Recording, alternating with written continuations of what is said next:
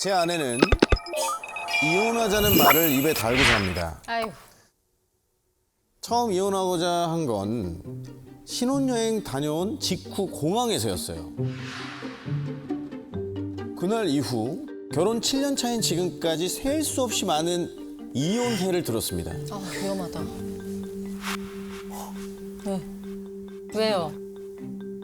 심지어 아내 직업이 이혼 전문 변호사라. 근데 이런 직업 가진 분한테 이혼회를 들으면 조금 여러분들 무섭죠? 네. 부담스러워. 협박 아니야? 이러다가 진짜 이혼 신청서를 가져올까봐 일방적으로 이혼당하고 개털이 될까봐 무섭습니다.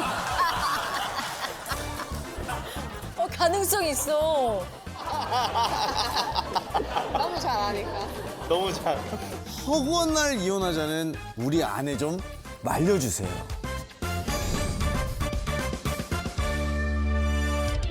야, 지금까지 사연 중에 역대급으로 지금 궁금한 사연입니다. 어디 계십니까? 오, 저쪽에? 아까부터 여성분 포스가 네. 누가 봐도 변호사 느낌이 있어. 아내분께서 얼마나 자주 이혼하자고 하시는 거죠? 그렇게 자주는 아니고요. 한 달에 한 번 정도 이제 한 달에 한 번이요? 그러면 우린 그걸 자주라고 해. 근데 신혼여행을 다녀온 직후에 공항에서 처음 이혼하자는 소리를 그게 지금 저도 이혼하자는 얘기만 기억이 나지 왜 뭐 때문에 이 얘기가 나왔는지를 모르는 게 문제. 아, 이유를 못 들으신 거예요? 아니면 들었는데 지금 기억이 잘 안 나시는 거예요? 들었는데 기억을 못하는 것 같습니다. 저는. 안 돼! 안 돼! 이것도 이혼 삼유야! 이것도 이혼 삼유야! 뭐 이렇게 사유가 안 많아요? 돼!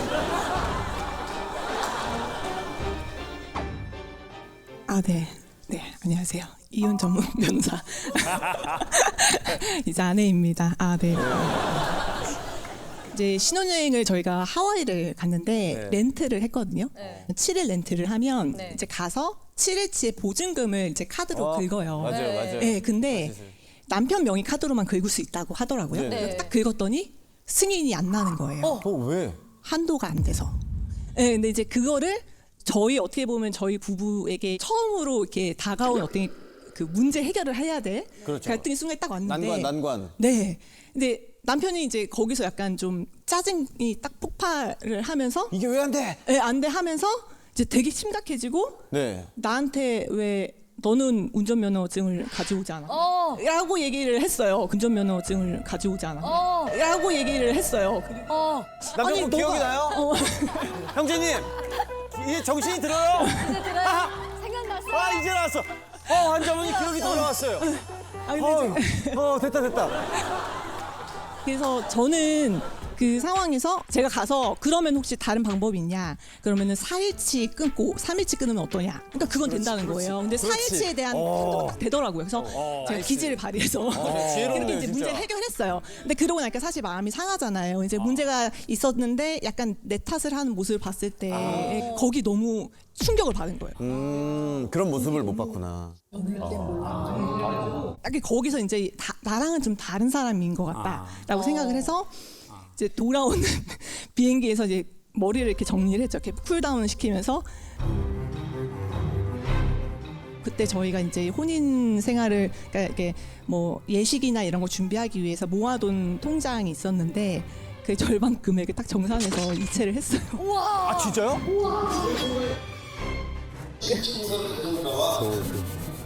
아니, 이체된 금액을 발견했을 때 어떠셨어요, 남편분? 금액이 딱 들어왔을 때, 아, 이게 끝이구나라는 생각이 들었을 것 같아서.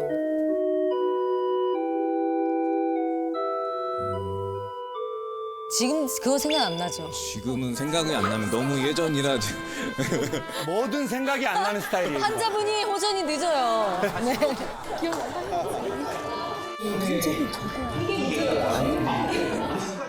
근데 우리 변호사님은 이혼해 이런 게 더 남편이 아니야 자기야 난 자기를 사랑해 나 정말 사랑하거든 그걸 더 확인받고 싶은 것도 있어요? 그런 면도 있는 것 같아요. 예. 사실 뭐 저는 사랑의 언어가 상냥하게 하는 거 그런 것들을 되게 사랑을 받는다고 느끼는데 남편이 말을 하는 이제 그런 투가 좀 이렇게 퉁명스러운 말투예요. 아, 투박해요. 오케이. 근데 이제 이 사람이 하는 행동을 보면 또 저를 너무 사랑하는 거예요. 집에 와서 아이들 챙기고 또 그 설거지하고 뭐 분리수거하고 이런 것들을 제가 잔소리하지 않아도 그냥 되게 솔선수범해서 다 해주는 거죠. 예를 들면 이런 거 같이 저녁을 먹을 때 네. 남편이 이제 설거지를 해줘야 되잖아요. 저를 사랑하니까 설거지하고 음식물 쓰레기 버려주고 해야 되니까 밥을 먹고 저는 조금 남았는데 일어나서 설거지를 막 해요. 근데 저는 이제 더 그런 대화를 하고 싶은데 정말 제가 그 정말 약간 화가 났던 그 사례가 하나 있었는데 사례라는 얘기.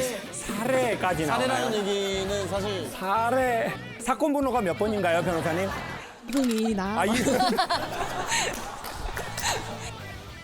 제가 그 둘째를 7월 달에 출산을 했거든요. 근데 이제 친구가 남편을 둘째 출산하기 전에 한번 여행을 보내줬다는 거예요. 왜냐면 둘째를 출산하면 그때부터 정신이 없고 힘들다. 우리 남편도 그럼 보내주면 좋겠다라고 해서 남편한테 혼자 여행 한번 다녀와. 편을 보내준다. 그렇게 보내줬어요.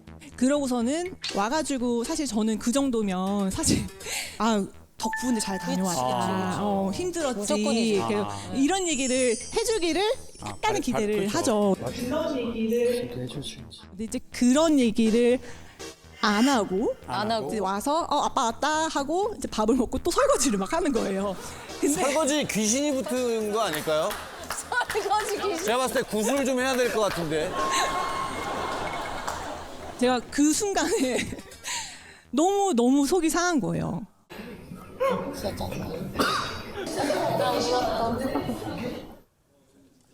제가 어머니를 닮았는데 어머님이 아버지께 좀 무뚝뚝하시구나. 네, 좀 그러셔서 엄마 말을 닮았구나. 그러니까 아버지는 좀 다정다감한 분이고 네네 어머니는 아버지한테 좀 무뚝뚝한 편이셨기 무뚝뚝한 편인데 우리 아드님은 어머님을 닮으신 거네요. 때문에 맞습니다. 그러면 이렇게 말씀드릴게요. 인간에게 언어가 4개가 있대요. 첫 번째는 제일 언어학적으로 효과가 떨어지는 잔소리. 잔소리의 정의는 맞는 말 기분 나쁘게 하기래요. 맞다. 되게 잘하시. 그다음에 두 번째가 데이터. 데이터는 뭐냐면 감정이 매트한 상태에서 정보만 전하는 거래요. 근데 이제 세 번째는 여기서부터 되게 좀 효과가 좋은데 감수성이 좀 뛰어난 얘기를 한대요. 그게 아까 뭐 예를 들어 여행 갔다 와서 자기야 진짜 나 거기서 생각 많이 해봤는데 진짜 자기 같은 여자가 많이 있는 건 아닌 것 같아. 아니 누가 자기 몸 힘든데 남편 여행을 보내주냐? 어디로 갔다 왔어요? 이것도 기억 안 나요? 기억 안 나? 이것도 기억 안 나요? 진짜로요? 할 줄 아는 게 설거지 말고 뭐가 있어요? 지금 뭐 도대체 뭘 기억을 하는 거야? 가만 보니까 어디 갔는지 기억이 안 나요? 계속 웃고 다닌 게 인상이 좋은 게 아니었구만. 그냥 아무것도 모르는 바보 천치였어. 아무것도 기억을 못하는 사람 말이야. 아니, 어디로 갔다 왔어요? 경주 갔다 왔습니다. 경주랑 경주, 포항 경주. 네. 좋아요. 그러면 자기야 나 경주 가가지고 진짜 나 너무 기분 좋았어. 진짜 나 너무 고마워. 진짜 나 진짜 결혼 잘한 것 같아. 이게 감수성의 언어. 근데 마지막 언어가 뭐냐면 영혼의 언어라고 하는데 반복된 행동이래요. 설거지인 거예요. 영혼의 언어다. 그게 저 남자의 영혼의 언어인 거예요? 이게 뭐냐면 내가 태생적으로 문화 환경적으로 그 감수성 있는 언어에 좀 어색한 거예요. 그러면 이 남자는 다른 언어를 쓰는 거예요. 근데 그게 되게 투박한 사실은 설거지거든요. 그게 진짜 영혼의 언어예요. 이건 제 얘기가 아니라 언어학자들의 정의예요. 그래서 진짜 그의 영혼을 알아보려면 그의 반복된 행동을 보라고 그랬어요. 즉 설거지. 경주에서 올라오면서 이랬을 거 아니야. 아, 어떻게 고마움을 표현하지? 아, 설거지를 해야 되겠다. 아니, 그러니까 오면서 아내에 대한 고마움과 미안함이 있었죠. 네. 봐봐요. 저는 그래서 희한하게 그게 느껴져요. 저는 만약에 그 사촌 오빠라면 내 사촌 여동생의 남편이 여행 갔다 오자마자 설거지하는 딱 뒷모습을 보면서 전 뿌듯했을 것 같아요. 아, 이 친구 딱 그 언어가 있는데 또 희한하게 젊은 친구인데 그런 언어를 쑥스러워하네. 근데 그게 분명히 있네. 자기 와이프에 대한, 자기 가정에 대한 고마움과 미안함이. 아, 참 든든하네. 저는 그 뒷모습을서 그걸 느꼈을 것 같아요. 그렇지만 어색하더라도 노력은 좀 하면 좋겠다. 조금은 관심을 갖고 남편분이 조금만 해줘도 아내분이 되게 좋아는 할 것 같아요. 맞죠? 맞아요. 작년 3월에 결혼한 신혼 부부입니다. 저희는 365일 중 300일을 싸워요. 둘 다 자존심이 세서 그런지 사소한 일로 시작해도 늘 큰 싸움이 일어납니다. 울고불고 소리 지르고 집을 나가버리고 상처받을 걸 알면서도 서로에게 막말을 해대요. 너 뭐가 그렇게 잘났냐? 야, 그냥 꺼져. 야, 이럴 줄 알았으면 결혼 안 했을 거다, 너랑. 싸웠다 하면 끝까지 가는 저희 부부. 이 결혼 생활 지속할 수 있을까요? 어디 계시죠? 한가운데. 제가 어떻게 좀 비슷하게 톤을 살렸었나요? 아, 네. 근데 저희가 그 경상도여가지고 어떻게 하는 거예요? 꺼지라. 그냥 끄지라 이렇게. 꺼 아니고 끄 이렇게. 끄지라. 그러면 뭐라고 합니까? 네가 가라. 하와이 가요? 뭐 유행어처럼 따라오네요. 네가 가라 하와이. 끄지라. 세다 세. 근데 항상 그 시작은 사소한 걸로 시작을 하는데 저희가 이제 완전 생 신혼이다 보니까. 생 신혼은 뭐야? 결혼한 지 한 이제 1년 조금 넘었으니까 처음에는 그 수건 같은 거나 수건을 왜요? 수건이요? 저는 이제 한 번 쓰면 무조건 빨래통에 넣어야 되거든요. 네. 남편은 한 번 더 쓸 수 있지 않나 고 걸어둬요 안에. 그게 이제 화장실 안에 있으면 좀 꿉꿉해지고 냄새 안 좋고 또 자기 한 번 더 쓰겠다고 식탁 의자 같은 데 슬쩍 널어둘 때가 있고 그런 수건들이 널려 있는 모습이 싫기도 하고 그런 걸로도 싸우고. 아, 치약. 저희가 벽에 짝에 거리가 있는데 그걸 꼽아놔라고 그걸 설치를 해놨잖아요. 근데 꼭 이게 바닥에 구불러 다닌다든지. 너 죽는 거잖아.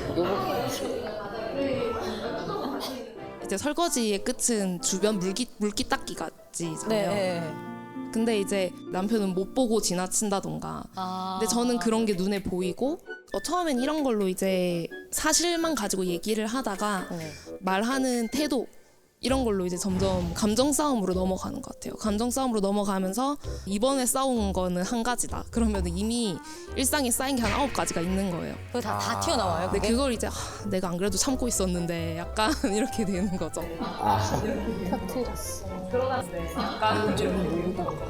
그러다가 이제 저는 이제 외동으로 혼자 자라가지고 좀 저의 그 바운더리가 중요해요. 그래서 이게 넘어오는 게 싫더라고요. 수건을 쓰려면 한 개를 쓰고 빨던 말던 상관없으니까 알아서 해라. 그 대신 내 수건 건들지 마라. 약간 이런 주의예요. 저는. 저의 규칙은 있어요. 근데 그게 좀 난잡하긴 한데 나는 그 안에 그 모든 걸 존중해 주는데 나의 이 난잡함을 왜 존중해 주지 않느냐. 내가 뭐 수건 좀 썼어. 만져보게.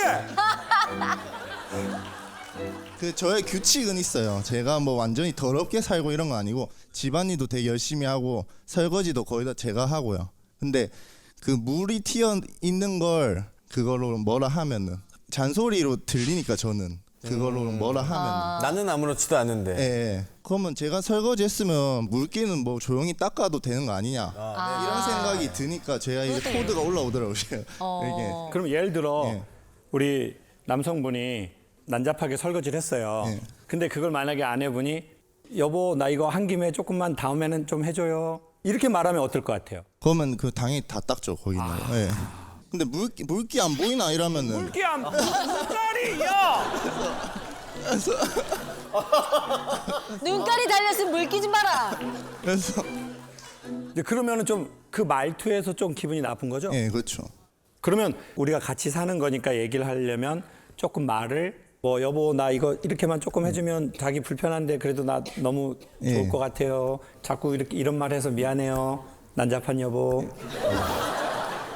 이러면 그렇게 하는 아내는 아니에요. 그러니까 할 수 없다는 걸 알고 있어요. 아 그걸 미리 알고 결혼했어요. 그러니까 사랑하는데 사랑하니까 근데 이 정도 싸울 줄은 몰랐죠 당연히. 대신 싸움이 이렇게까지 셀 줄은 몰랐어요? 그건 몰랐죠 당연히. 일부 잠깐 잘못 생각한 거 있다고 생각합니다. 뭐예요? 약간 제가 처음부터 말을 물기 안 보이나 이렇게 한 거라고 생각을 하는데 초반엔 저도 정말 신혼 환상이 있었기 때문에 남편에게 예쁘게 말하고 그 막 미디어에 보이는 예쁜 신혼부부 그렇죠. 그런 환상이 좀 있었습니다. 그래서 처음에 물기를 봤을 때 모르겠지만 제가 몰래 많이 닦았어요. 몰래 많이 닦고 처음에는. 닦다가 어느 날 이제 평생 닦고 있을 순 없으니까 평생 몰래 할 순 없으니까. 차근차근 얘기를 했어요. 설거지의 끝이 왜 물기 닦기인지 알아 이러면서 괜찮게 얘기했네. 근데 이제 그래 하고 안 닦았어요. 그래가지고 그게 한 번이 그래 하고 되고. 안 닦다 보니까 저도 이제 물기 안 보이나 이렇게 되는 거죠. 네, 그렇게 이 빌드업이 있었구나. 아니 집안일 말고는 다른 일로는 안 싸우세요?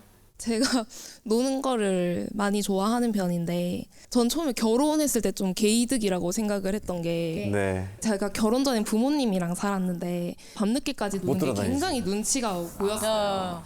근데 이제 결혼을 하고 이제 나왔잖아요. 신혼집이 마침 주변에 친구들이 엄청 많이 사는 위치고 크루들이 있는 곳으로 갔구나. 이제 늦게 다닌다고 이제 뭐라 하실 부모님도 안 계시고 봉인 해제다. 아싸. 그건 저만의 생각이었고 남편은 결혼까지 했는데 이제 유부녀인데 정신을 차리고 살아야 되는데 와이프가 자꾸 밤늦게까지 놀고 이러니까 이제 그런 게 별로였던 거죠. 몇 시까지?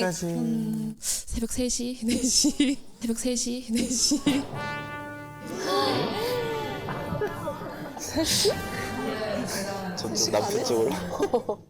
저는 이제 서로의 그런 바운더리를 존중해주기 때문에 상관없어요. 근데 다음날 제가 출근할 때는 새벽에 좀 와주지 마라. 내가 잠에서 깨고 그러면 또 못 자니까 그럴 거면 자고 아침에 와라 이랬는데 아침 7시에 들어오더라고요.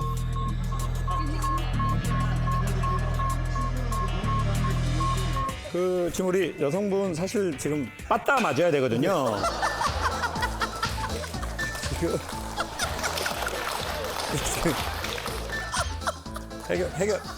해결책이 없고 해결책 있을까요, 선생님? 그러니까 뭐 두 분에 대해서 그 말을 하는 게 아니라 그래서 저는 결혼 전에 최대한 알아볼 수 있는 만큼 알아보고 결혼하면 좋겠다. 그러니까 결혼 전에는 눈을 정말 부릅뜨고 보고 결혼하면 좀 이렇게 감아주는 게 좋은 것 같아요. 근데 한국은 어떻게 되냐? 결혼 전에는 도파민 때문에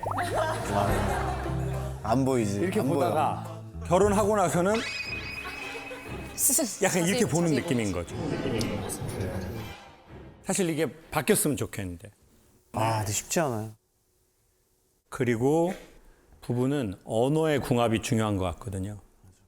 언어의 궁합이 중요하다는 건 말을 어떻게 하느냐가 아니라 생활 패턴이 어떻고 행동 패턴이 어떻고 반응 패턴이 어떤가. 내가 이런 얘기를 했을 때 수용성이 있나. 그리고 기분이 나빴을 때 말투가 어떤가. 뭐 이런 너무 일상적인 거잖아요. 술 때문에 졸혼 위기라고 하는 도망자의 사연입니다.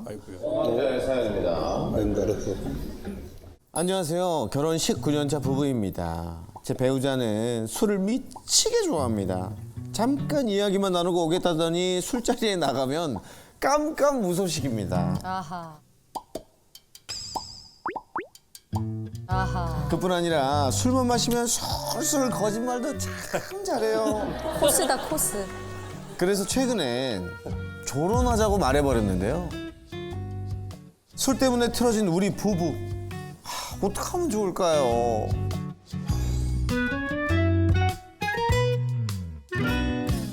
일단 주인공을 만나보도록 하겠습니다. 술 자, 마시고 어디 계십니까? 네, 일단 마이크를 좀, 우리 마이크를. 남편분. 어느 정도 술을 드시길래 지금 고민이 어마어마하신데요. 자, 우리 남편분. 대체 어느 정도 드시길래 왜 이렇게 원망을 사고 계시는지. 제가 먹는 게 아니고요. 네. 술은 제 와이프가 네. 술은 제 와이프가 먹는 거예요. 와이프분께서 사연은 제가 보냈고요. 본인의 이야기가 아니고 아내분의 이야기. 사연 제 얘기입니다. 잘못 짚었어. 제가 지금 너무 이런 그 편견에 갇혀서 세상을 살아왔던 것 같습니다. 지금 특히 그 담배 아버님의 빌드업이 있어가지고. 그러면 잠깐만 얘기가 좀 조금 달라지긴 하는데 술을 마시면 깜깜무소식이라고 하셨잖아요. 네. 아내분이 그럼 연락이 끊기시는 거예요? 네. 일단 술을 마시러 나갈 때는요. 네. 잠깐만 먹고 올 거고 9시 전에 올 거고 2차는 집에서 할 거니까 준비해 놓고 그렇게 말하고 나가거든요. 네, 네. 근데 9시 되면 연락 안 되고 뭐 일찍 들어오면은 12시? 네, 네. 일찍 들어오는 날은 제가 미니멈입니다. 칭찬해 주죠. 12시 전에 들어오면 감사하다고. 감사하다고? 조금 많이 논다 하면 네. 해 뜨면 들어오고. 지금 이제 코로나가 있었잖아요. 네, 그렇죠. 그때 통금 시간이 있었잖아요. 맞아요. 아이가 하나 있는데 아들과 저는 이 코로나가 계속 유지됐으면 좋겠다. 그 통금 시간이 있으니까. 통금 그 시간 엄마가 일찍 정도였어요. 들어오니까. 그리고 저희 와이프가 지금 많이 땀 흘려서 그러는데 네네. 약간 질서가 좀 잡혀 있어요. 네. 예쁘세요. 그래가지고 콩깍지. 공지를 한번 해서 제가 갔더니 네. 여자분들 셋이 먹었는데 세 명이서 먹었는데 소주도 각각 한 10병 있었던 것 같아요. 30병이나 그러면.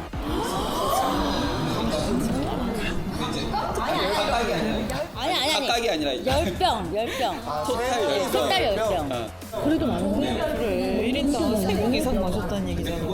근데 그것도 약간 좀 신뢰가 떨어지는 게 이렇게 술집에 가면 먹다 치우잖아요 한 번씩. 그렇죠. 그게 몇 차전인지를 그러니까 모르죠. 그게 지금 처음 놓는 자리에 잔인지 두 번째 온 병인지 모르니까. 아니 혹시 지금 흘리시는 땀은 그러면 뭐 식은땀입니까? 아니면 술이 깨시는 중입니까? 어제도 한잔 해갖고. 어제요? 네. 근데 그런 경우도 있습니다. 일단은 술을 먹으면 2차는 집에서 하거나 3차는 집에서 한다고 저한테 말을 하고 준비해 놓으라고 합니다. 거의 우렁각시 수준으로 사시는군요. 준비해놔. 네. 남편이 술 먹을 때 아내분은 이제 어떻게 똑같이 이해를 해주시는지. 제가 9시, 10시에 좀 늦으면 전화 와요. 늦게까지 술 먹는다고. 이거는 약간 아니, 내로남불. 그러면 아내 입장에 직접 들어볼게요. 마이크 좀 건네주세요. 근데 그냥 바깥에 나가서 사람들하고 술을 마시면 네. 이 사람들하고 있는 게 너무 좋아서 휴대폰 자체가 무음이에요. 저는 맨날. 그래서 족쇄를 하나 해줬어요, 오빠가. 족쇄는 뭐예요? 워치. 시계. 울리지. 근데 제가 10시만 되면 취침 모드를 해놔갖고 연락이 안 돼. 예, 그리고 연락이 오면 엄청 와요, 진짜. 전화기를 못 걸어놓고 창피해서. 너무 창피해요, 좀. 제가 직장 생활을 하면서 돈을 벌잖아요. 네. 그럼 이렇게 마실 수도 있고 제가 술에 취해서 그리고 다음날 출근을 잘해요 또. 아 제가 정말 최근 들어 여성 빠따 때리고 싶은 적은 처음이거든요. 제가 정말 아니 진짜 김미자 이후로는 처음이에요. 그러면 조론을 생각하신 건 누구세요? 남편분? 저요. 조론을 생각하신 건 진지하게 생각하신 거예요? 아니면 진짜 홧김에 생각하신 거예요? 계속 이제 나이가 조금 저도 이제 조금 드니까 네. 일단은 술상 보는 게 너무 힘들고요. 네.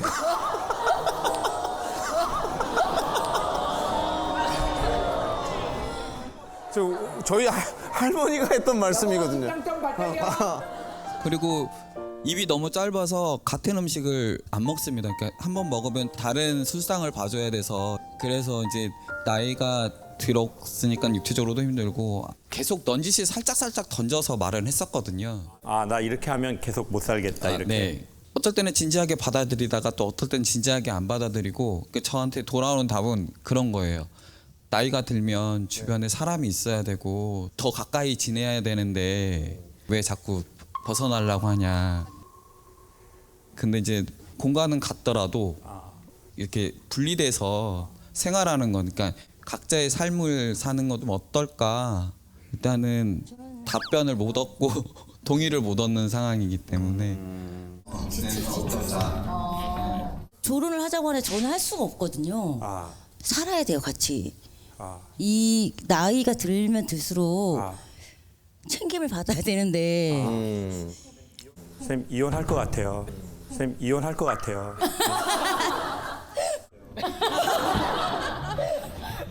선생님 말이 진심이라면 이거는 합쳐질 수 없는 관계잖아요. 선생님 그 마음이 진짜 진심이라면. 아니에요. 아니에요. 저희 어머니가 아버지가 제가 보기엔 좀 말도 안 되는, 아버지 딴에는 당신 딴에는 당연히 이해가 있고 사유가 있겠지만 두 사람의 관계를 객관적으로 보기에 너무 반복되는 그런 일을 하셨거든요. 어머니가 처음에는 이거 하다가 다 받아주시더라고요. 희한하게. 아버지가 장애도 있었고 뭐 여러 가지 이유가 있었겠죠. 내 남편이기도 하고.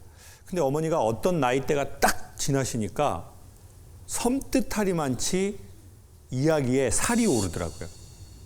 이 살기가 와 이제 엄마 저 기운이 어우 막 이런. 근데 아버진 놀랍게도 저희 집의 경우에는 80이 넘어도 안 변하시더라고요. 그러니까 이제 엄마가 이제 이게 악에 받쳐서 아버지한테 그게 나가더라고요. 그리고 아버지 돌아가셨거든요. 그 엄마가 3년째 힘들어 하시는 거예요. 그것도 왜 힘들어 하시냐고 그랬더니 그때 엄마가 악에 받쳐서 아빠를 막 이렇게 했단 말이에요. 그게 또 엄마는 미안하대요. 후회스러워. 죄송하지만 자녀 입장엔 그 모든 게 다 유쾌하지 않아요. 아버지가 그렇게 하신 것도 이해는 하지만 그렇고 엄마도 불쌍하고 안타깝고. 왜냐하면 두 분만 생각할 수 없는 게 아이도 있잖아요. 그 아이는 지금 몇 살이죠? 고3이요. 고3. 그러면 이제 그 전부터 아이가 섬세할 때부터 이걸 다 봤을 거라고요. 그게 아이의 삶에 심지어는 엄마 아빠가 돌아가셔도 아주 강하게 어떤 식으로든 영향을 미칠 거예요. 물론 그 바람을 타서 아이는 자기의 배를 전진하게도 할 수 있을 거예요. 근데 그런 아이들은 죄송하지만 극소수예요. 저 선생님이 얘기했다니까요. 단기 기억 상실이 오고 알츠하이머의 증상들이 오는 건 선생님이 보기에 가장 큰 것은 엄마 아빠 싸운 걸 많이 본 트라우마라고 그랬어요. 트라우마는 뇌로 하는 게 아니라 몸이 기억한다고. 그러니 하실 수 있다면 저는 지금 같은 삶의 방식을 수정하시는 게 좋고 저에게 진심으로 이 일에 대해서 묻는다면 저는 어머니께서 계속 이런 태도를 구하신다면 아버님이 저한테 질문을 하신다면 저는 이별을 추천할게요. 아버님의 삶과 자녀를 위해서.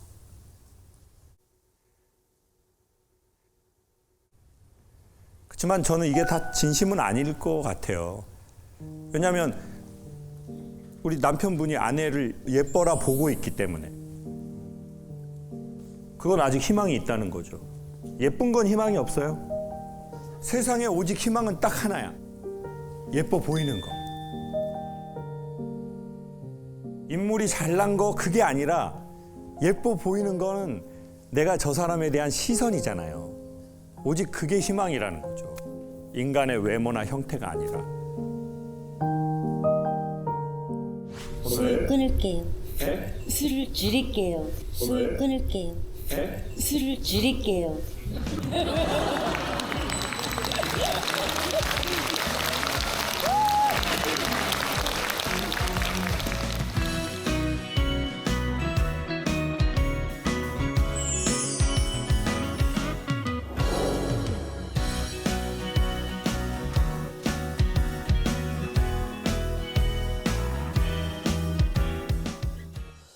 저희 남편은 화가 나면 사춘기 어린 아이가 됩니다. 11살 아들과 말다툼을 하게 되면 자기가 더 화가 나서 방문을 세게 닫으면서 어쩌라고! 소리를 지릅니다. 그렇게 들어가서 왜? 한 달 반 정도를 방에서 나오지 않은 적도 있습니다. 한 달 반? 어떻게 한 번만 던져봐요. 사춘기가 너무 세거시는데? 와. 이제 아들에게도 사춘기가 찾아올 것 같은데 닮아갈까봐 너무 걱정입니다. 라고 지금 보내주셨습니다.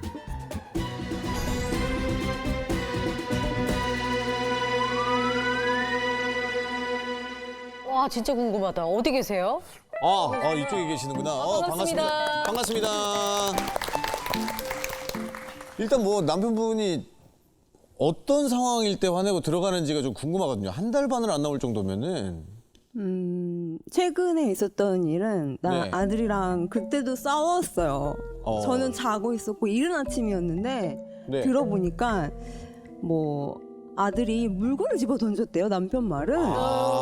이제 남편은 그거에 화가 난 거예요. 그렇죠. 그럴 수 있죠. 네, 그래서 그거에 화가 나서 왜 집어 던지냐. 아들한테? 네. 네. 그래서 막 계속 했던 말을 또 하고 하더라고요, 네. 남편은. 그러면서 방에 자기 혼자 들어가 버린 거예요, 그 상황에. 어쩌라고 그러고. 응. 그래서 방에 들어가서 소리를 엄청 크게 지르면서 너 나보고 어쩌라고 막 이러면서 네, 엄청 크게 소리를 지르. 막 이렇게 악을 지르고 소리 질러요. 분을 푸는구나. 맞아요. 소리를 지르면서. 정말 아파트 전체가 울릴 정도로 질러요.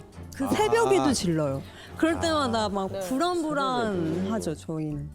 아니, 저희 한 달 반 안 나온 사연이 너무 궁금하거든요. 이제 그때는 4년 전에 남편이 회사에서 좀 많이 안 좋은 일이 많았었어요. 네. 몸도 안 좋고 그래서 그때 많이 이제 좀 예민한 상황이었거든요. 몸과 마음이 다 지쳐 네, 계실 네, 때 네, 좀 예민하셨구나. 이제 그런 시간에 네. 남편이 뭐 어디를 가고 싶다라고 그때 요청을 했는데 거기가 어디입니까 대체? 약간 무슨 식품 박람회 같은 식품 박람회요? 네. 저희가 식품 업종에 일을 하고 있는데 아, 거기를 매년 가는데 올해는 별로 가고 싶지가 않아서 제가 거절을 했는데 네. 남편이 그거를 못 받아들인 거예요. 네. 너무 화가 나서 너희들이 원하는 걸 다 해준다고 해주는데 너희들은 왜 정작 내가 해달라는 걸 안 안 해줘. 해주냐. 얘 화가 난 거예요. 이게 그렇게 불합리한 것도 아니고. 동등해서. 불합리한 것도 아니고. 그 이후로 방에 들어가서 한 달 반 넘게 안 나왔어요. 그 방에 모든 시설이 다 구비가 돼. 아니야. 아니요. 화장실이 딸린 방도 아니었어요. 저랑 아들은 이제 학교 가거나 회사 간 이제 낮에는 나와서 활동을 했을지 모르겠는데 아, 사람들이 밖에 없으면 몰래 이렇게 나오나요? 그 영화 기생충이 갑자기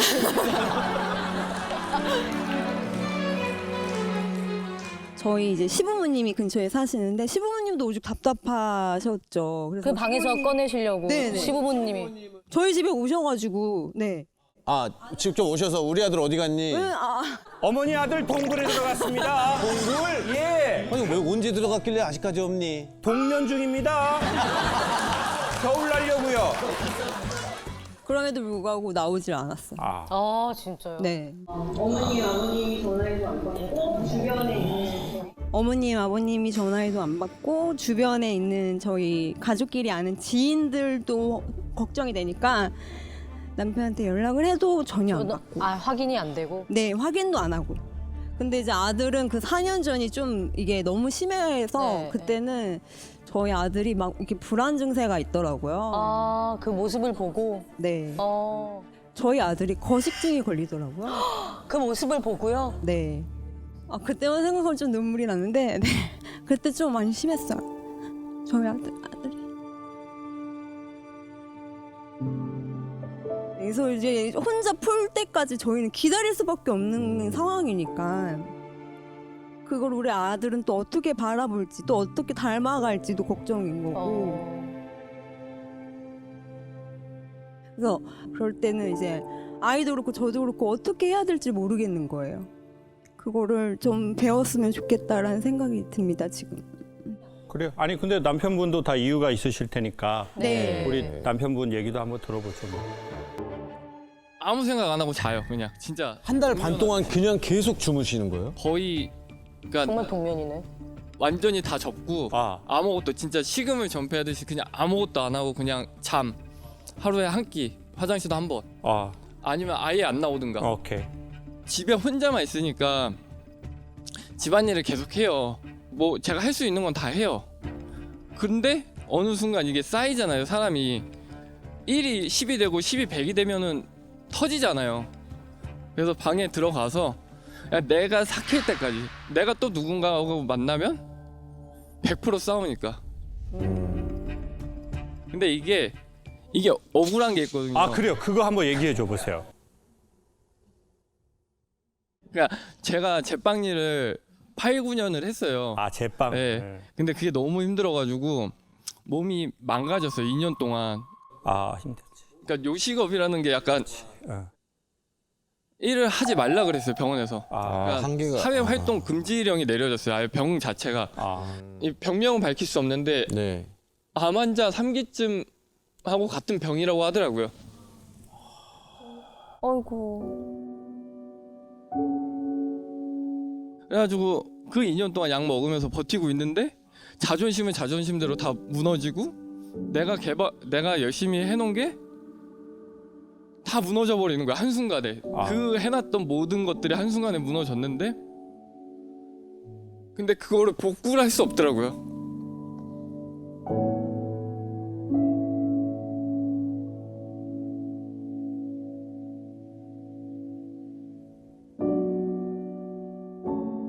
나는 이거를 9년 쭉 했는데. 네, 그거밖에 안 했는데 건강을 잃으니까 할 수 있는 게 없더라고요, 제가. 정신적으로 버티는 거는 저한테 두 가지밖에 없는 거예요.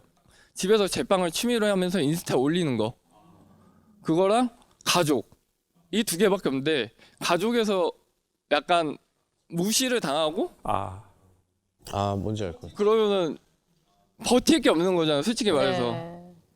이렇게 부비었을 뿐인데 너무 무시를 하고 아내한테? 네, 사람 취급을 안 하는 거예요. 그럼 한순간에 다 무너져 버리는 거죠. 그러니까 마음 문 닫고 한 달 쉬는 거죠. 아무하고도 연락을 하고 싶지 않고 누구하고도 보고 싶지 않고 그냥 마음의 문을 닫아요. 지금도 미운 사람이 있어요? 미운 사람은 없고 그냥 내가 너무 싫더라고요. 그냥 무리하지 않았으면 되는데 그 욕심을 못 버린 게 저한테 좀 한이 많이 되더라고요. 좀 버렸어야 되는데.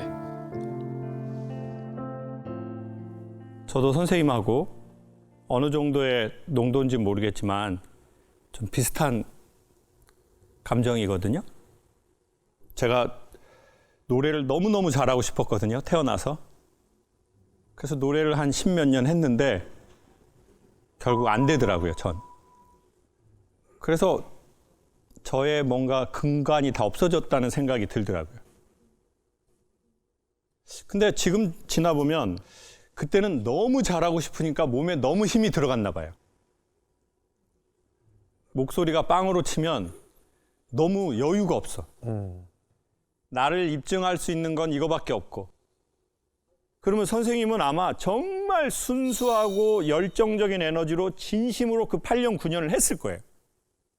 만약 선생님이 좀 헛생각 있고 헛짓거리하고 그랬다면 그렇게 상처가 안 되거든요. 그렇지. 근데 마음은 언제 아프냐면 진심일 때만 아파요. 선생님이 그때 그 8년, 9년을 매우 진심으로 한 농도가 선생님의 아픔의 농도를 갖고 왔을 거예요.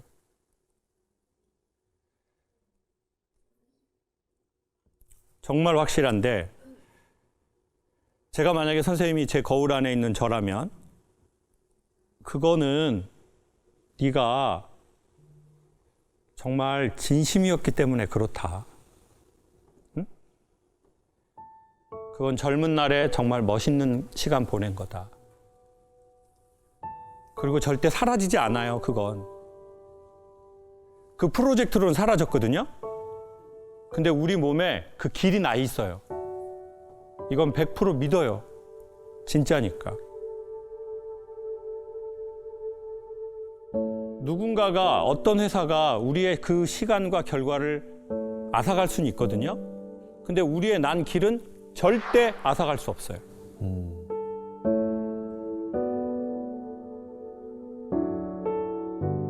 그리고 우리는 이제 뭘 수정해야 될지를 그 과정을 통해 알게 됐어.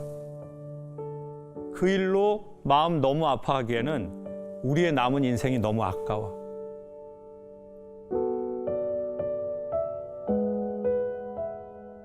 근데 이 시간이 너무 길어지면 아이는 지금 필터가 상대적으로 없기 때문에 아버지의 이 영향을 엄청나게 받게 되어 있단 말이에요.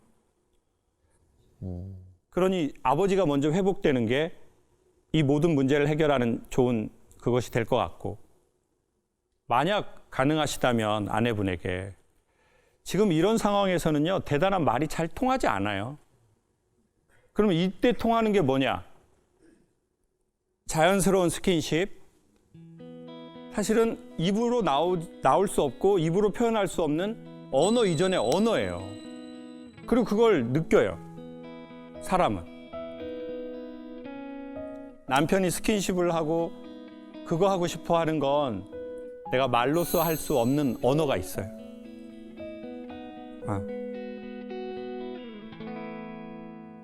그리고 그 긴장감을 완화시켜주는 게 반려견을 목욕시켜줬을 때 나오는 옥시토신. 그래서 제가 여성분들한테 남편이 있다면 유기견이라고 생각하고 많이 쓰다듬어줘라. 요즘 유기견도 많이 돌보지 않냐. 아, 그럼요. 네. 네. 그리고 남편이 계속 이러진 않을 거예요. 일어서야 되고 일어설 거예요.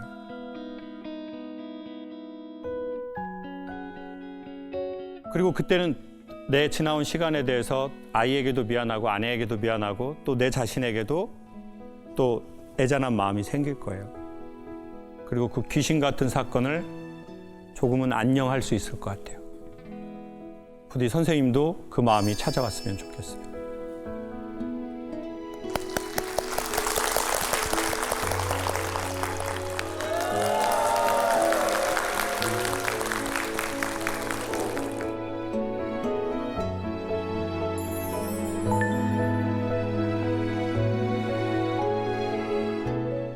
진짜 싸가지가 없어요.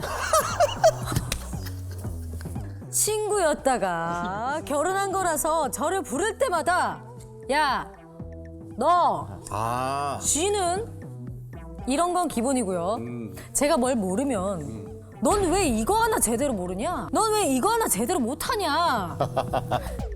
그놈의 냐냐냐! 그런데 이 싸가지가 네. 저한테 저더러 더 싸가지가 없다고 하네요. 뭐야 이건 또?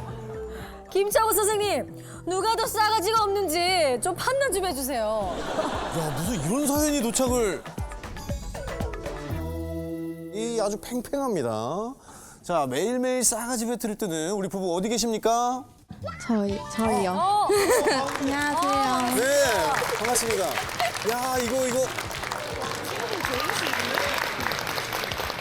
얼마나 자주 싸우면은 여기까지 오시게 된 건지 궁금합니다. 저희가 평일에는 만날 시간이 별로 없어서 지금은 그 주말에는 거의 필수로 싸우거든요. 아침에 눈 뜨자마자. 만나면 싸우니까요. 뭐 애기 케어하는 거나 이런 것들 너무 잘해요. 근데 이제 말이 너무 싸가지가 없으니까 그것 때문에 싸우는데 항상 자기는 평상시에 자기가 얼마나 잘하는데 이걸로 끝나는 거예요. 아 주제가 달라지는구나 자기가 잘한 걸로. 저는 싸가지 없는 부분에 대해서 얘기를 하고 싶은데. 동갑이에요? 네. 중고등학교 동창이에요. 이제 20대 초반부터 만나가지고 오래 만났어요. 지금 12년 차거든요. 그래서 장난도 많이 치고 싸가지가 없다는 건 알고 있었는데 저한테는 그게 해당이 안 됐었어요. 연애할 때는. 근데 그게 이제 결혼하고 아기 낳으면서부터 저한테 제일 싸가지 없어졌어요. 연애할 때는 뭐 얘기하다 울 수도 있잖아요. 네. 막 싸우다가 제가 울면은 눈물 닦아주고 그제서야 조금 수그러들면서 미안하다고 하고 이랬거든요. 근데 요즘은 제가 울잖아요. 네. 그럼 눈을 이렇게 뜨고 왜? 이렇게 쳐다봐요. 너 울어? 네, 너 울어? 이래요. 아 저 표정은 아니죠? 약 올라.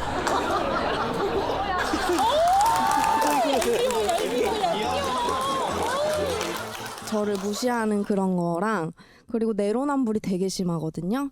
주차나 막 과태료 딱지가 날라오잖아요. 네. 그러면은 아 예슬 이게 치킨 몇 마리야. 그래서 뭐, 너 때문에 오늘 치킨을 못 먹었다고 막 이러면서 막 엄청 뭐라고 해요. 하루 종일 뭐라고 해요. 근데 자기가 막 이제 그 딱지를 끊었을 때는 자기가 승질을 내요. 아 이거 누가 이렇게 한 거야 이러면서 누가 자기를 신고를 했대요.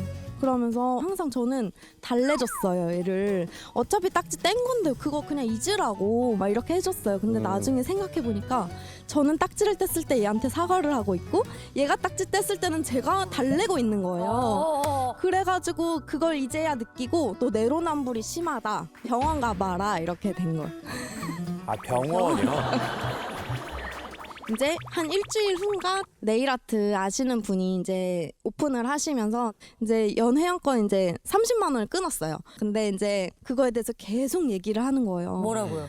너는 이미 회원권을 끊었기 때문에 넌 한 달에 한 번 받게 될 거야. 이렇게 말을 하는 거예요. 그래서 나는 이거를 한 달에 한 번 바꿀 생각이 없어. 내가 그렇게 조절하면 돼. 자꾸 아니야 너는 회원권 끊었기 때문에 계속 그렇게 한 달에 한 번씩 바꾸게 될 거야. 계속 말하는 거예요. 저는 미치겠는 거예요. 근데 카페에 가서 자기가 좋아하는 빵이 보이잖아요. 네. 빵을 6만 원어치 사서 그날 다 먹어요. 6만 원어치요? 6만 원이면 딱지값이잖아요. 아니 육아를 하면서도 좀 많이 다투신다면서요? 네. 아기가 남편의 행동을 많이 따라하는 게 있거든요. 남편이 택배 박스를 맨날 이제 집에서 나오면 아기랑 나오면 이렇게 발로 정리를 하는 거긴 한데 아기가 집 앞에 오거나 나오거나 하면은 발로 계속 택배 박스를 계속 쳐요. 똑같이 따라해요. 그러니까 이런 싸가지 없는 것도 남편을 닮을까 봐. 대물림. 싸가지 그쵸. 대물림. 근데 지금까지 들었을 때는 좀 너무했다 싶은데 또 남편분 얘기를 좀 들어봐야 되지 않을까요? 와이프도 저한테 내로남불이라고 아까 얘기하잖아요. 네. 근데 본인도 내로남불인 게 네. 내일도 네. 그거를 샀다는 거를 얘기하기 전에 저희가 이제 앞으로 돈을 모으자. 네, 네. A4 용지에 이렇게 써서 어떻게 쪼개고 어떻게 쓰고 생활비는 얼마로 쓰자라고 이렇게 약속을 했어요. 며칠 전에. 네. 근데 갑자기 나 근데 사실 회원권으로 30만 원 샀어.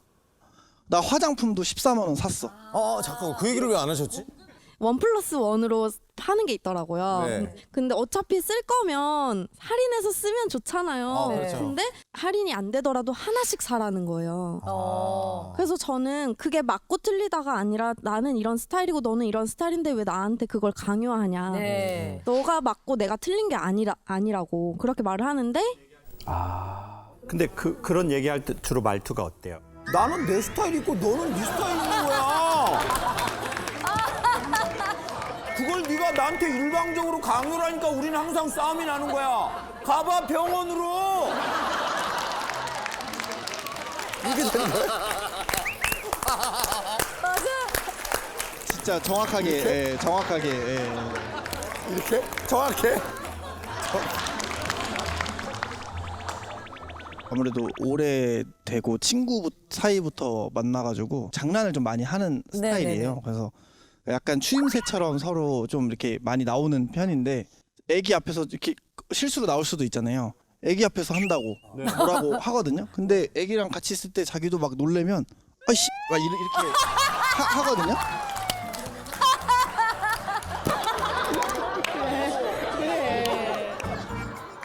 야 너도 애 앞에서 욕했다 그러면은 아 미안 이러고 넘어가는 거예요. 그 미안했다 미안해 난 미안해라고 했잖아. 난 미안했다고 바로 해야겠어. 그렇죠. 말투 원래 말투 자체가 그러니까 싸가지가 없는데 그걸 가지고 뭐라고 하면 너 원래 알고 만났잖아. 나 원래 싸가지 없잖아.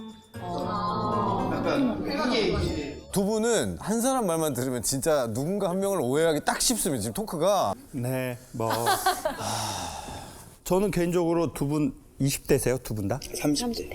30, 다 둘 다 동안이시구나. 막 다투고 뭐 이런 말 서로 뭐 싸가지 없다 단어는 세지만 그 안에서 느껴지는 감정선은 저는 되게 보기가 좋고 되게 알콩달콩한 느낌인 것 같아요. 상큼한 식초 적절하게 들어간 음식 같은 거. 근데 약간 중간중간에 빙초산 느낌이 조금 먹고 뒤질 수도 있겠다. 근데 아무리 서로 사랑하고 좋고 뭐 해도 세상에는 생활이라는 게 있고 그리고 나의 육체적 한계도 있고 나 맨날 이 일만 해도 힘들어요. 애만 봐도 힘들어요. 근데 직장 생활하고 또 우린 애를 또 봐야 돼. 이 갓난쟁이를. 보통 어려운 게 아니에요. 여러분 다 살아보셔서 아시지만 현실은 되게 철저한 현실이잖아요. 전 그래서 요즘에 가족 사이에 사랑이라는 단어를 더 안 쓰게 되는 것 같아요. 서로 사랑하자. 사랑에 가까이 이르지 못하게 하는 것 같아요.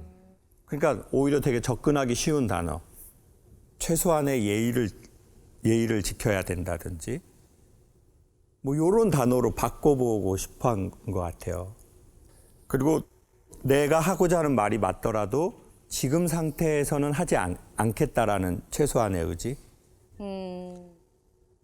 그리고 약간 얘기도 부탁조로 이렇게 해주는 거. 그렇게 해주면 조금 좋긴 하겠더라. 근데 나 아까 그러니까 조금 마음이 섭섭하긴 하더라. 저는 요즘에 대한민국의 많은 집의 가훈을 말을 예쁘게 하자. 맞는 말을 기분 나쁘게 하지 말자.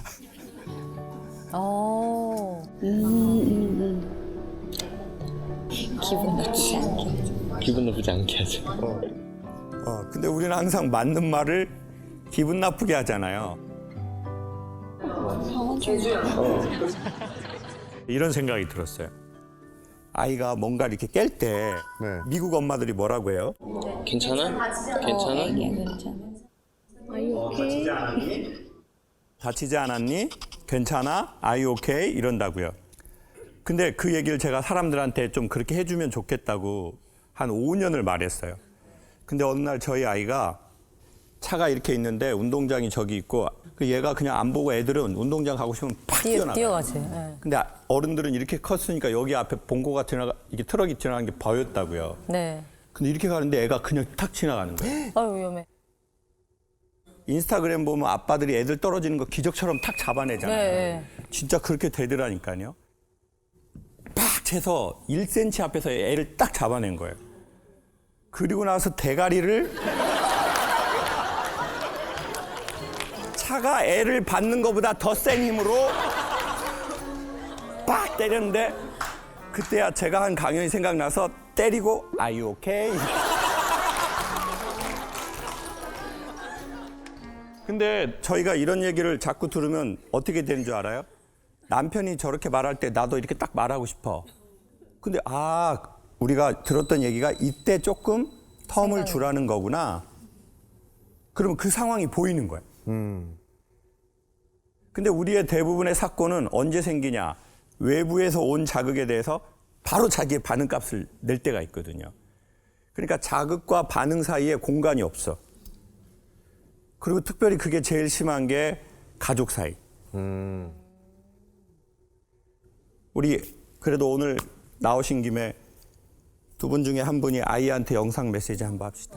너가 해. 너가 해. 너가 해. 너가 해. 누가 하라고. 너가 하라고. 이것도 네가 해라고. 야. 네가 아빠니까 네가 해야 될 거 아니야. 엄마 아빠 이제 그만 싸우고 잘 지낼게. 사랑해.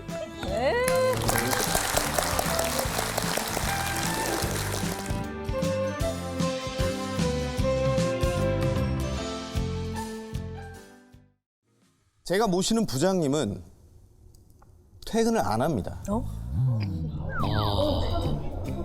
최악이야.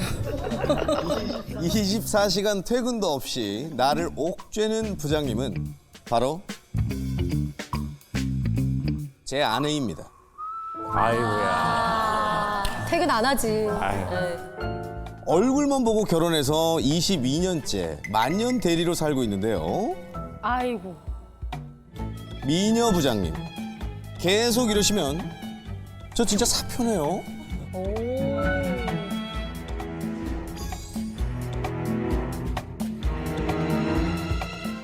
어디 계시죠? 안녕하십니까. 미녀 부장님을 모시고 살고 있는 신누리 대리입니다. 반갑습니다. 우리 대리님, 사랑꾼 대리님. 아니 그러면은 이제 옆에 계신 분께서 미녀 부장님. 네, 맞습니다. 선생님 바로 앞에 계셨습니다. 왜 못 찾으셨죠? 혹시 지시가 내려왔고 명령이 하달됐다거나 시키기보다는 그 가스라이팅 같은. 그게 시킨 것보다 더 심한 거 아닙니까? 그럼 어떻길래 도대체 아내분께서 부장님이란 별명이 붙었습니까? 예를 들어서 이제 뭐 음식 고를 때도 이제 제가 뭐 먹을까 물어봐요. 그러면 이제 와이프가 알아서 해 이렇게 저한테. 네. 알아서 하라고 하시다가 지금도 이 말투 자체가 굉장히 수직적인 걸 우리가 느낄 수가 있습니다. 그러면 이제 시간을 두고 제가 생각을 해요. 2-3시간. 그래서 이제 뭐 무슨 탕 뭐 먹으랍시다 얘기했다가 부장님 자기가 칼국수 뭐라 하자. 결국 마지막에 진짜 부장님이 시키는 직원 같아. 그리고 이제 설거지를 뭐 하라고 했을 때 남자들이 식사하고 바로 설거지 할 때가 제일 짜증 나거든요. 여기 계신 분도 다 마찬가지일 거예요. 여기 계신 분도 다 마찬가지일 거예요. 갑자기 이제 배가 아플 수도 있는 거고 화장실을 가고 싶을 수도 있고. 맞아요. 근데 안 하면 바로 튀어나온 말이 빨리 해라. 빨리 해라. 알겠냐? 빨리 해라. 전라도 분이신가요? 이제 경상도 분인데. 경상도 분이신데 전라도 사투리로 빨리 해라. 사투리가 안 맞는데. 그래서 이제 설거지를 막 하고 있어요. 제가 열심히 하고 있는데 보리차도 끓여야 한다. 끝나고 얘기가 되잖아요. 성격이 좀 급한 면이 있어서 동시다발적인 업무 수행을 어떻게 합니까? 요즘 부장이 이렇게 하면 큰일 나요. 잘립니다. 그렇죠, 맞아요. 아니 근데 궁금한 게 그럼 아내분은 대체 그걸 어디서 지시하고 있는 겁니까? 소파에 앉아서. 가만히 계시는 거예요? 그렇죠. 싱크대에 있을 때 한 번에.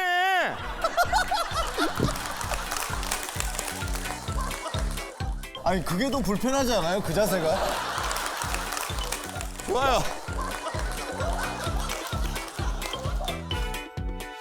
제 성격이 하루 일과의 스케줄을 이렇게 정하면 그날 다 해야 돼요, 그거를. 미루지 않으시는구나. 네네네네. 미루지 않고 싹 다 하고. 네. 근데 저랑 성격이 또 틀려가지고 느긋해요. 그건 급하지 않은데 나중에 하면 된다.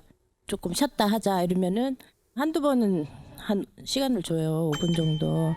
5분 정도. 5분 정도. 아니면은 자버려요. 그러니까는 자기 전에 얼렁얼렁 할 일 해야 되니까. 그래가지고 저한테 그냥 부장님 이러는 거예요. 집에도 부장님이 있네. 아니 그럼 하시는 일이 혹시 어떻게 되실까요? 주부예요. 아 주부세요? 부장인 적이 한 번도 없었던 거예요? 네.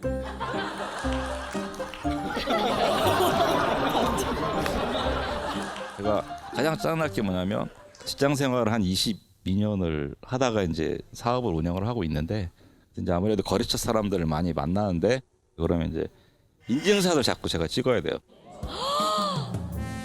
인증샷. 아 어디에 누구누구랑 어디서 먹는지. 그렇죠. 거래처랑 저녁 먹을 때 1차 가면 이제 인증샷 바로 찍어야 되고 2차 이동하면 인증샷 보내고 그리고 이제 영통이 날라와요 2차 중에. 어머. 그러면 이제 거기 어디냐? 쫙 한번 돌려봐라. 돌려봐라. 거래처 사장님이시고 거래처 이사님이시고 또 우리 회장님 이렇게요? 네. 와, 약간 좀 난처한 경우가 좀 있었겠네요.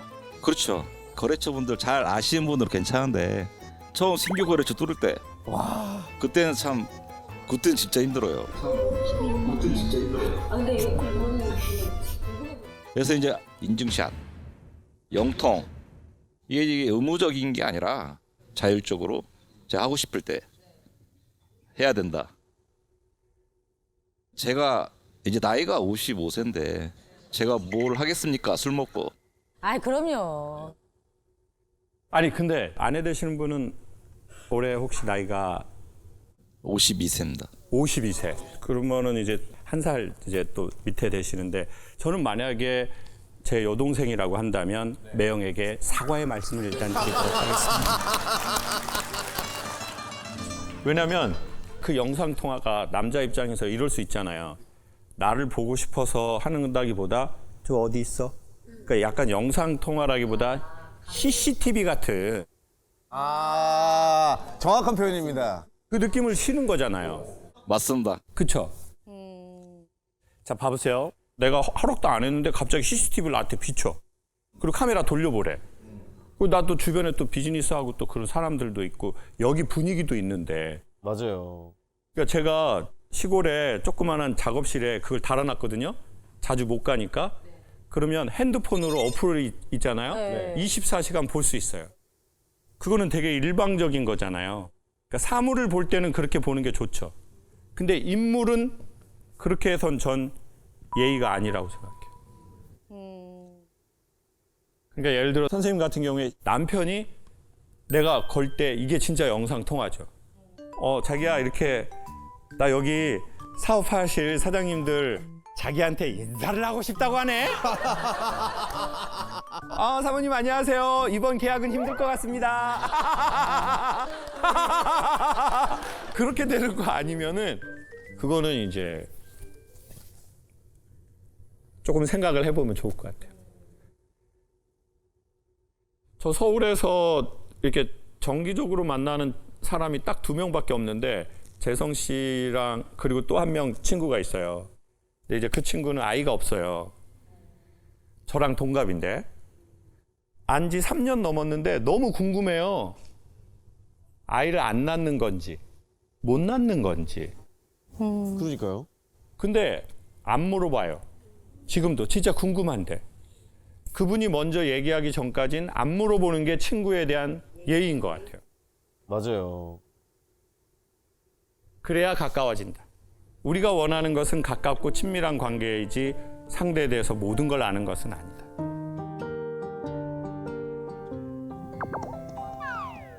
박수 치셨어. 아니 그러면은 혹시 나이가 어떻게 되는지 아기들? 올해 5학년 올라갔고요. 막내는 지금 이제 3학년 올라갑니다. 큰 애들은 이제 다 컸고 20살 넘었고. 총 몇 명? 넷이. 우와. 반전인데. 아니 그러면 진짜 궁금해. 그럼 그런 뭐? 그런 관계에 있어서는 좀 밤에는 상무님이 되시는 건가요? 대리님에서. 아무래도 남자인데. 살아있네. 좀 매력 있으셔. 네. 형님. 아름다운 손짓. 혹시 음주를 하셨을 때 좋은 시간을 보내셨을까요? 아니면 우리가 그런 것까지 알아야 됩니까? 예, 지민 씨. 너무 궁금하잖아요. 밤낮이 너무 계급이 많이 바뀌니까 남편분께서 데리러 계시다 갑자기 뭐 CEO가 되니까 밤에는. 밤에 CEO가. 궁금하지. 네. 문 열어 CEO.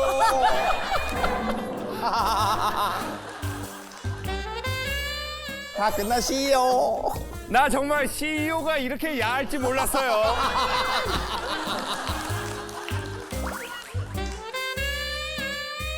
근데 아이가 하나 없을 때도 아내분이 조금 지금 같으셨는지 아니면 아이가 하나, 둘, 셋, 넷 되면서 아내분의 말투도 좀 더 부장님처럼 되신 건지 어떻습니까? 두 번째입니다. 그렇죠. 네, 맞습니다. 이건 왜 그러냐면 아내 입장에서 보기엔 애 4명은요. 제가 보기에 직원 40명 부장보다 더 힘들어요. 왜냐하면 애들은 논리가 잘 안 통하잖아요. 논리가 안 통해. 근데 회사가 그렇게 말 안 듣기는 어렵잖아요. 박 대리 그거 저기 뭐 했어? 그러는데 막 싫어 안 할 거야. 싫어. 진짜 회사에 저런 대리 있으면은 탕비실로 바로 끌고 가요. 그러니까 그렇게 막무가내도 없어. 근데 애들은 영유아 때 막무가내. 청소년기 가면 또 개념 없어져. 또 대학생인데 이 새끼 또 말 안 들어 쳐먹어. 그리고 직장은 아유 그래 너도 네 인생 있으니까 그렇게 하던 뭐 나가든지 뭐 네 인생 하든지 또 채용하면 된다. 이런데 이제 애들은 또 이렇게 마음 먹을 수도 없어. 그래 애 또 남은 된다. 씨 아주 그냥 밤에 CEO님께서 들어오신다. 그럴 수는 없잖아요. 그러니까 왜 저렇게 부장님 말투지? 근데 우리 아내분은 사실 부장님보다 훨씬 더 어려운 부장님이 자연스럽게 그렇게 돼버린 거예요. 근데 남편분은 아내가 고생하는 거 이해하고 그리고 또 무엇보다도 50대가 됐는데도 아내를 예쁘다고 하잖아요. 20, 30대 때가 더 예뻐요? 지금이 더 예뻐요? 저한테 항상 똑같습니다.